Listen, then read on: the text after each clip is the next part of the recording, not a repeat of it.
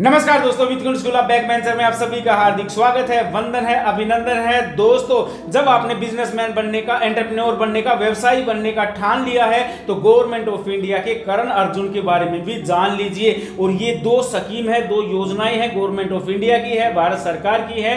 पहली है stand up India, दूसरी है स्टार्टअप इंडिया। बारी बारी से इनके बारे में जान लेते हैं। Stand up India government of India की स्कीम है, सिर्फ वोमेन या SC ST के लिए है। दोस्तों, इसमें 10 लाख रुपए से लेकर 1 करोड़ तक का लोन हो जाता है। 85% लोन अमाउंट होगा, 15% आपका हिस्सा होगा, आपका शेयर होगा, आपका मार्जिन होगा। 7 साल के लिए ये लोन हो सकता है। ग्रीन फील्ड प्रोजेक्ट होना चाहिए, मतलब ये आपका फर्स्ट प्रोजेक्ट होना चाहिए। और दोस्तों, अगर आपको कोई ज्वाइंट वेंचर करना है, किसी और के साथ करना है तो 51% हिस्सेदारी जो है या तो वोमेन की हो, या SC की हो, या फिर ST की हो। आपका रिकॉर्ड बिल्कुल क्लीन होना चाहिए, मतलब आप किसी बैंक में डिफॉल्टर ना हो।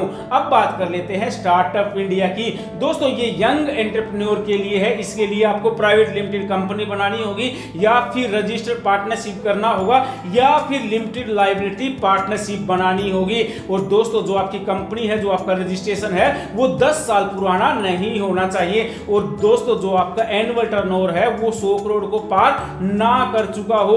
और दोस्तों, ऐसा ना हो कि आप ओल्ड कंपनी को स्प्लिट करके आप नई कंपनी बना लो, नहीं, बिल्कुल ग्रीन फील्ड प्रोजेक्ट होना चाहिए। और दोस्तों, कोई आपका आइडिया जो है वो इनोवेटिव होना चाहिए, प्रोडक्ट जो है वो इनोवेटिव होना चाहिए, लगातार आप उस पर काम करोगे।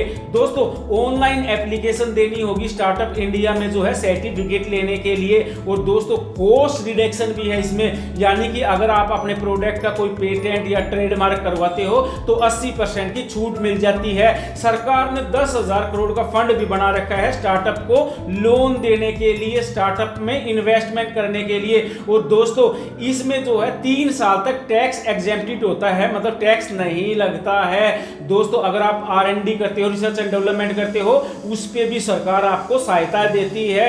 और दोस्तों, लगातार जो है आपको जो है स्टार्टअप के इनोवेटिव आइडिया पर काम करना होगा। आपके पास लिबर्टी है इन्वेस्टर चूज करने की। तो दोस्तों, गवर्नमेंट ऑफ इंडिया की, भारत सरकार की 2 स्कीम है, stand up India, startup India. इनको आप भारत सरकार के करण अर्जुन कह सकते हो। तो दोस्तों, मिलते हैं अगले चैप्टर में, अगले अध्याय में, अगले पाठ में, with school of back bencher. नमस्कार दोस्तों, ओम विताय नमः।